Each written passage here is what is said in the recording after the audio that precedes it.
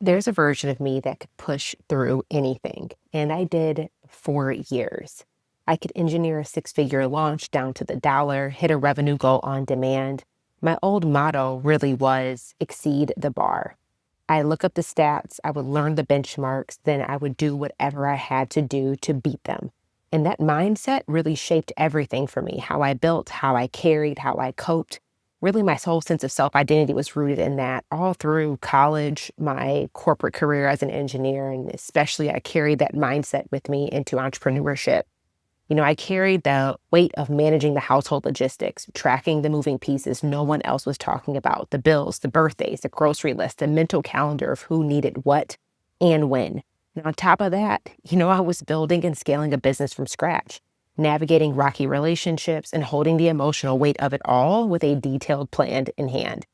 But here's what I've been sitting with lately. What happens when your nervous system stops confusing urgency with identity? What happens when pushing isn't your default anymore? And this is what healing hyperindependence has looked like for me. This is something I've really been working through over the past maybe 9 to 12 months. And there was a time when I wore my capability like a badge of honor, okay? I could carry more, hold more, outlast the chaos. Like that was my edge.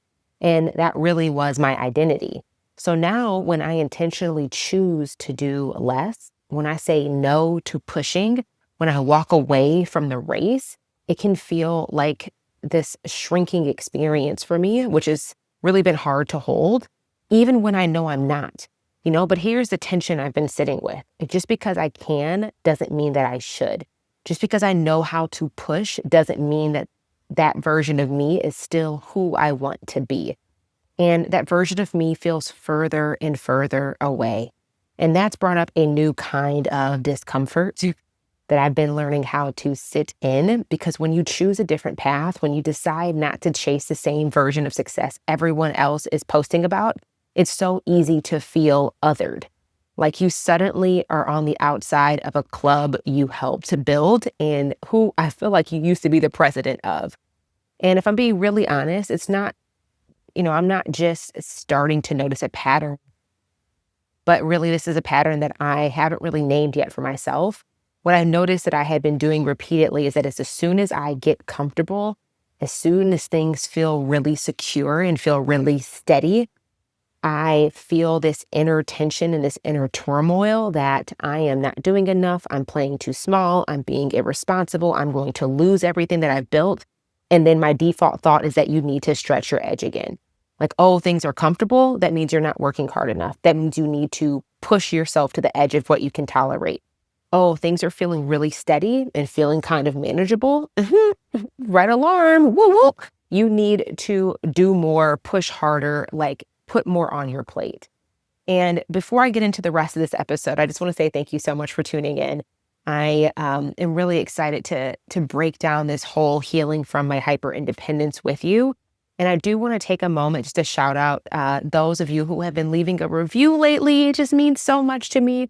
That is the number one way that people find my podcast is when you share it with somebody else. You send somebody a DM or you text it to one of your friends. Or you leave a review. So I just want to take a moment just to say thank you for those of you guys who have left a review. This is a 5-star review from the Working Mom Coach, and I just want to give her a quick shout out. She said, Jereshia said is such a refreshing take on marketing without the hustle and convincing energy. I actually stopped and took notes during the podcast because the information was so great. The Working Mom Coach, thank you so much for tuning in, and let's get back into this episode.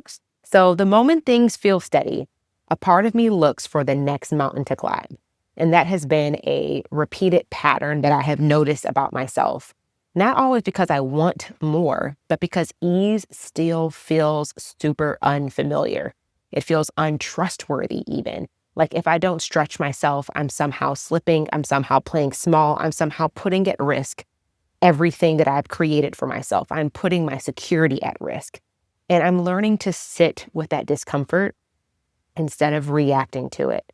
I'm learning not to make a hard season just to prove that I can handle it, where I used to self-sabotage and I would literally manufacture discomfort in my seasons or discomfort in what I was doing just so that I could recreate the chaos where I had more comfort in before. And that's the pattern I'm really trying to break. And one thing that I was recently talking to a client about, and I resonated so much because she's been feeling something similar, is that this heaviness that you are feeling right now, it might be here for a couple of days or for a couple of weeks, but it's also very healthy. That, me operating at the edge of what I can tolerate and me always feeling as if I have to stretch my capacity for what I can hold, like that being this constant push, this constant pursuit, the fact that I'm able to name it, the fact that I'm able to slow down and pause within it, the fact that I'm able to articulate what is going on is a sign that I am healing. It is a sign that my awareness is at a better state. The fact that I'm willing to pause and that I can sit in the discomfort while I'm pausing is a huge testament to growth. So if you're in something similar, just recognize that progress may not be about there being an avoidance or there being a lack of a weight that is noticeable in your life or in your business or in the season, but your progress is in your ability to have different choices and different responses to what you do with the heaviness that you now feel. And again, that's a pattern that I'm trying to break. And the other thing that's been coming up for me is that there is a loneliness, a sense of isolation that comes with choosing ease in a culture that worships exhaustion. Because let's be honest, this world doesn't always celebrate rest. It idolizes the woman who wakes up at 5:30 in the morning, who time blocks her day down to the 15-minute increments, who's scaling 2 businesses while managing a team of 15, who's on flights every other weekend, closing deals in her designer heels. Like, that's the image we are shown. And like, honestly, when I look up to peers of mine who are in the industry, who are really crushing it, like that is their lifestyle. It is very fast paced. It is very jam packed. Like it's these large teams, these different loads of risk tolerance that they are carrying. And that's the version of success that I feel like is often the one that is most spotlighted and most amplified. So when you choose not to keep up with that pace, when you say, actually, I want a slower, maybe softer, maybe saner way to succeed, because success doesn't mean that just because you choose to do it at a different pace doesn't mean that your success isn't inevitable. But, you really risk being misunderstood when you choose that alternative path. And it can be so easy to fall into comparison, to fall into feeling like you're doing something wrong, to feel like, that the voices that are internal really start to get louder, that the self-doubt and you're questioning yourself and all of it. But like choosing peace over performance will confuse people who only know you by your productivity. And I want to say that again, because as somebody who used to pride herself in how productive she could be, as somebody who used to be known for her grit and her resilience and how hard she could hustle and how scrappy she was and what she could tolerate and what she could hold, choosing peace over performance will confuse people who only know you by your productivity. It's a big difference now. It's not that you're any less capable. It's that you're no longer willing to portray yourself to prove what you are capable of. And even when you're doing what's right for you, it can still feel like you don't belong in the ecosystem that you're operating in. And that's something I've also been really wrestling with. Because, you look around and you wonder, like, do I still fit in here? Do people still respect me if I'm not striving the way that I used to? What community spaces make sense for me to attach myself to join, to invest in, when it feels like the promises and the purpose of all these other masterminds or group programs are rooted in a version of my identity that I'm trying to heal from. It's like, where do I belong? Who do I talk to? Who is my community? And sometimes the most radical thing that you can do is step off the pedestal you built and stop performing for the applause. I think this is something that is so necessary, especially in the digital marketing online space, because unlike other professions, we are constantly being judged, viewed, looked at on a daily basis because we create content and we show up and we share our perspective. Like, the more visible you get, the more likelihood that you're going to be open to being misunderstood. And just choosing a different version of success has made me feel like an outcast at times, not because I'm failing, but because I'm no longer subscribing to the same proven blueprint or the same path, the same script anymore. And when you stop performing, people don't always know where to place you, And honestly, again, some of those internal thoughts that I keep having to self-coach myself through and have an external sounding board to regain perspective on is like, am I playing too small? And, or is it just that I just want something different now? Like, and that's just, it's a layered dynamic because I go back and forth between this. But I think I'm at a point now where I'm settling in to this version of enoughness. And I think it's been difficult for me to hold, like, what does it mean about me if I don't want to scale to 8 figures? Like, if I don't want to engineer another record-breaking revenue month, like, and still there's this little voice that sometimes whispers, like, shouldn't you still want that? It's the residue of being in a space where ambition was and had one definition: more money, more clients, more growth, faster, faster, faster. Where success is about what you can hold, what you can hustle, and how long you can sustain that unrelenting pace. And yet I've started asking myself a different question.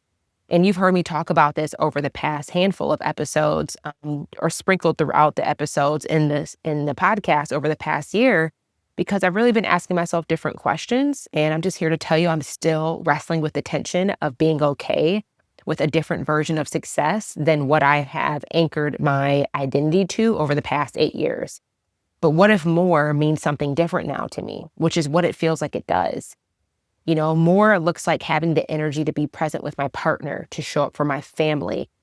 Last weekend, I flew 2,300 miles to go to Detroit just to go to my cousin's graduation. It was a 30-hour trip. I had the capacity to do that, you know, to be present for my friends, to be able to call my friends in the morning and chit chat on FaceTime and check in with my friends via text without that feeling like it's a back burner thought that always gets pushed off, where I'm scheduling meeting up with my friends 6 months from now on a particular 2 days that I have available that's carved out. Like, success for me and more for me now looks like having the capacity and spaciousness to enjoy slow mornings instead of rushing into work. You know, as somebody who has been trying to adjust her hormones and work through her cortisol levels that had been really imbalanced, slow mornings have been critical for my own stress management, for my gut health, and being able to have that spaciousness in my calendar where I'm not waking up with an already predetermined 3-hour checklist that has to get done. But I'm able to ease into my mornings, ease into working out, you know, slow down and have a very mindful, intentional breakfast. Even just preparing meals for myself now that don't feel like I have to hire a chef or feel like I have to, you know, delegate everything because I just don't have the capacity. Like, more is having that capacity to nurture myself and take care of myself, and for that to feel like a priority. More looks like mastering my craft, not for the applause, but for alignment, for congruency, for my own sense of self-fulfillment, for knowing that I put my all into something and I've created something that I'm truly proud of for myself. And to be honest, I've had to revisit this truth more than once. You know, this isn't a concept I've figured out and tucked neatly into a journal. It's something I've had to keep talking about, something I've needed to process out loud more than once. And if you've been listening to the podcast over the past year, you've noticed this as a recurring theme. And then it's a recurring theme because it's also something that it's not like my logical brain knows that I'm safe. My logical brain knows that me defining a new definition of success is the best thing for me in this season. And there's still a part of my other part of my brain, this other part of my identity that I'm still healing from and healing through and healing with. That's like, is it really safe for you to adjust your pace, girl? Can you really make money doing what you love, honoring your capacity and honoring the spaciousness, but still being able to deliver well? Are you not playing small because what you want looks different than what you've been kind of told or what you believe is supposed to look like? And, oh, that little whisper, that little ghetto voice in the back of my mind telling me shit I want more, it doesn't disappear just because you intellectually know better. Sometimes the only way to quiet the mental chatter is to process it externally, to get it out of your head and into a conversation, to say the thing and have someone mirror back that you are not crazy, that this all makes sense, and to help validate that and hold space for you while you're processing. Because mental clarity doesn't come from having the right answer. It comes from having the space to say the messy, unsure thing out loud without being judged for it. That's what the integration looks like and what it has looked like for me. Not just knowing something, but living in alignment with it again and again. And part of that integration work has meant digging deeper into this root of hyperindependence, because I didn't just wake up one day craving ease. I had to unravel why it felt so hard to let go of the push in the first place. And let me pause here and just give some context around like what hyperindependence really is, because hyperindependence is self-protection in disguise. It's a habit of doing it all yourself, not because you genuinely want to, but because at some point it became unsafe to trust others. And I think that's a really important concept to understand. When I say I'm healing hyperindependence, I'm talking about the internal pattern that says I'm safest when I do everything myself. I am talking about the internal pattern that says receiving help is risky or means I'm bound to be disappointed. My value comes from what I can carry and how fast I can carry it. Hyperindependence is control masquerading as confidence. If you were praised for never needing anyone, healing will look like letting someone else carry responsibility, even when you're still perfectly capable of doing it yourself. And listen, I've been capable my whole life, but being capable is not the same as being cared for. That mindset served me for a very long time, and it got me through some real shit, but it also quietly convinced me that I had to earn love, I had to earn rest, and I had to earn ease. So when I started stepping into a new season of life, one, being in a super supportive relationship and just thinking about like the version of what I want my experience of motherhood to be like, I was shocked at how uncomfortable that felt, because it was really given that Gabrielle Union 50-50 or bust energy. But in my case, I caught myself clinging to the last shreds of independence as proof that I was still safe. I would say things like, well, I'm still paying half the mortgage, as if that made it more okay to accept the rest of the support that was being offered in my household and from my partner. And as if letting someone else carry more meant I was somehow failing, or I was putting myself at risk, or it would be unsafe for me to depend on somebody in that way. And it's wild, because on paper, this is what I had prayed for. But in practice, receiving it required a whole new version of safety inside my body. So healing hyperindependence has looked like letting my man take care of things without me hovering, worrying, or jumping in to just do it myself. If he says, do you need anything? My answer is always yes. Yes to the help, yes to the softness, yes to being held. It's not about what I'm capable of doing. It's about allowing myself to be cared for. Healing my hyperindependence has looked like me, when I go back to Detroit, staying at a friend's house, not getting a rental car, letting my friends drive me around. As somebody who does not do that, that was probably just when I went back home for my cousin's graduation, I stayed at one of my friend's houses, and I told her, I said, listen, she's been begging me to come and stay at her house for years. And if you listen to a recent episode I did with Monique Shields, we talked about this, if you recall that from a few episodes ago. But I did it, guys, okay? I asked to stay at my friend's house. I received her invitation. But before I got there, I texted her and I said, this is like a level 8 discomfort level for me. I'm doing it because I know this is going to be a growth opportunity for our friendship, but it's also a growth opportunity for me of allowing myself to be cared for. And as somebody who just always gets her own hotels, always books her own cars, always takes care of herself when she goes someplace, that was a version of me healing my hyperindependence. Another version of this has looked like allowing myself to be resourced, not because I can't figure it out, but because I don't want to do it all alone anymore. Hiring project-based help, delegating what I could easily do myself, working with a coach, not because I'm lost, but because I value support. And I think too, even when it comes to hiring help, I really only used to hire help if I was in a hyper growth state, which was my entire business before this, versus now, even when I'm steady, I'm still committed to having a coach. Even when I'm not trying to grow double or triple my revenue, I still have a coach. I still have support in my corner, because I think that is something for me that I need to normalize, that I deserve help, even when I'm not in a constant state of stretch. I deserve help and being supported and to be resourced, even if I'm in a calmer state, I'm in a chill state, because I don't want to hold all the responsibility I don't want to hold the cognitive load alone anymore. Another way that I've been healing it is just letting life be good without waiting for the other shoe to drop. Sometimes the next level of growth isn't adding more to your plate. It's learning how to let someone else carry it for once, or carry versions of it or parts of it. And as I began to unpack that identity and welcome in support, something else started to shift too. My relationship with money. Because when you enter, or when your entire sense of safety has been rooted in self-reliance, money isn't just currency. It is proof. Proof that you're secure, that you're doing enough, that you're worthy. But when that need to prove begins to fade, so does the way that you chase. Some people chase growth by stretching their limits. I'm growing by choosing to respect mine. Because when you're used to building from survival, revenue goals become your lifeline. They're how you create security. They're how you prove that you're okay. They're how you justify your rest. But now money feels so different. It's no longer about chasing a number, but it's about building a rhythm I can actually live inside of. So I'm not scaling for applause anymore. I'm building for stability.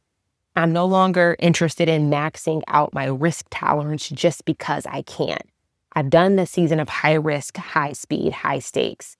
And what I mean by that is, like, I lived through the season of moving every 18 months, pretty much my entire life, up until hopefully now. I'm praying I do not move another 18 months, but like my entire life, even as a kid, I moved about every 18 to 24 months. And then when I think about like this journey since you've seen me on, being an entrepreneur and building my business, I went from living in a $600 a month apartment in Westland, Michigan, to within 18 months living in a high rise, my dream apartment in downtown Detroit, paying the most I had ever paid in rent, to 18 months later to purchasing a 5,000 square foot historic home in Sherwood Forest in Detroit. Then from there, joining the Detroit Golf Club, my entire lifestyle changing, to 18 months later, selling that house, moving 2,300 miles across the country. I had my little stunting season yet. I cannot believe I'm about to admit this on here, but I was spending $11,000 a month in rent for my apartment for about 18 to 20 months, which was such a good experience for me. I do believe that if you are new money, you should have a responsible a responsible stunting season to just enjoy the limits of what this new money can kind of afford and experiences you never knew you could have. That living in that apartment really upgraded my identity in a way I just didn't know was available. I did that for 18 to 20 months, purchased another property, renovated that property cash. I was investing in hedge funds, crypto, private equity evaluations, potential franchise deals. Like, all of this was happening so quickly, all while my business was still doubling and tripling every year. So I know what it cost. Like, I know what it felt like to live in high risk, high volatility, high speed, high stakes for about 5 or 6 years. My nervous system was fried. Because it was like, baby, it's like you keep trying to run the marathon and your body's like, bro, can we please just go for a walk? Like, my heart rate was through the roof. And I knew what that felt like. And because behind the milestones was a pace that burned through my energy, it caused so much fog with my sense of clarity and my sense of self. My nervous system was fried. The way that my therapist kind of describes it is like I gave my nervous system no time to titrate. I would just open the ball, go to the most expansive version possible. And I just kept stretching it and stretching it and stretching it versus allowing my nervous system to titrate to that edge. I just skipped all the steps and went to the furthest realm possible.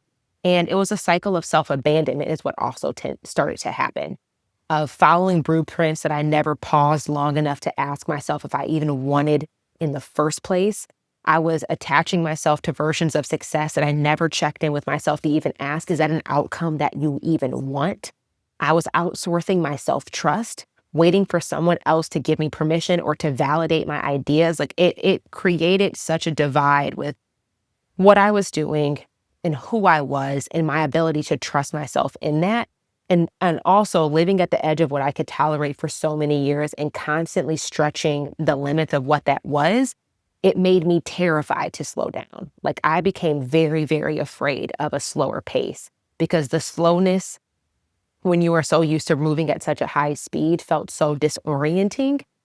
That's what felt unsafe, when really the speed at which I was moving at was the problematic issue.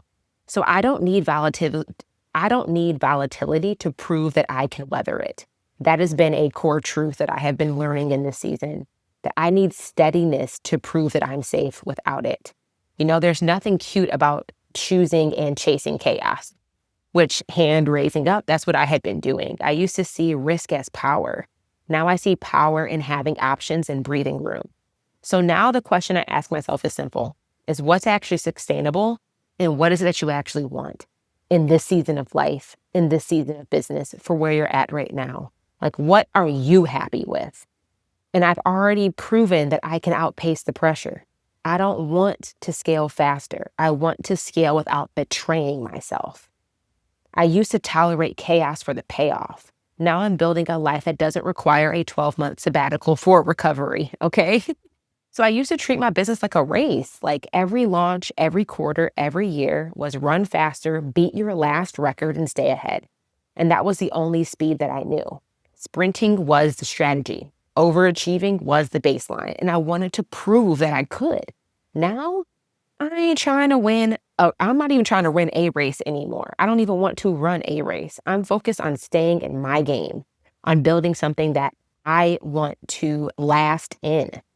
Something that won't cost me my health, my joy, or my peace to maintain. And I don't want adrenaline-based success anymore. Like, I want a regulated success. And I think something too for entrepreneurs, especially those of us who might be a little bit more seasoned, there's a high amount of dopamine that happens with this fast-paced, adrenaline-based success that I've been talking about. And I do think that many of us get addicted to it, oftentimes because we do not have enough dopamine happening in other areas of our life. Like, we get so much of our joy and sense of self-fulfillment and the dopamine hits as being purely sourced from the business. And I think that's a really problematic space to be in, especially if you start to notice that as a pattern. It's because I think sometimes we can put all of our energy and all of our identity into the business. So all of our joy, sense of self-worth, sense of validation, all of the dopamine hits is only being sourced through the business because we actually haven't created a life. We haven't nurtured relationships. We haven't explored other interests and curiosities and hobbies. We haven't allowed ourselves to tap into other things outside of work that can fulfill those things that, yes, you need as a human, but should not be solely sourced from the business. Like I said, I don't want an adrenaline-based success anymore. I want a regulated success from the business, not the kind that spikes and crashes, but the kind that feels good to live inside of every day, not just during launches. So I'm no longer chasing visibility or volume. I'm chasing alignment. I'm in pursuit of integrity. And I think really where I've been wrapping my mind around is like my new version of success is really about mastery of my craft. And I'll talk about that a little bit more in just a little bit. But these days I'm measuring success by how resourced I feel while doing the work.